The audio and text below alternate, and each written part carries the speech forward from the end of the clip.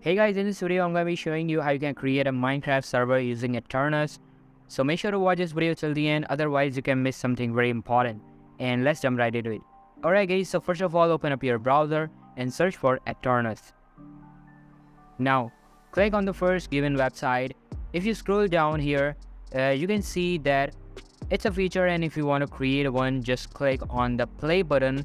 Then it will ask you to sign in. Since I already have an account, I will sign in, and then that's how Aternos Server's dashboard looks like. It has a huge create button in front to create a server. Just click on that.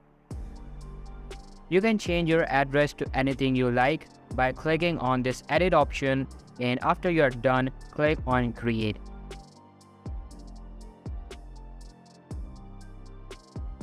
Now on the left side menu you will see a lot of functions.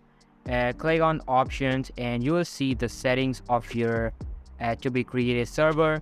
Here you can toggle anything on or off. Then there is console log, is where you all of your information.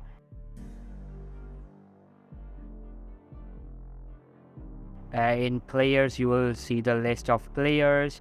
Then there's a software. In software you can select your plugin to your liking, like Forge, Fabric, etc.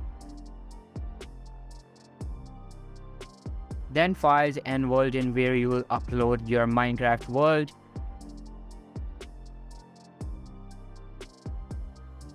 The backup option is also for the uploaded world, and access option is about giving access to other players.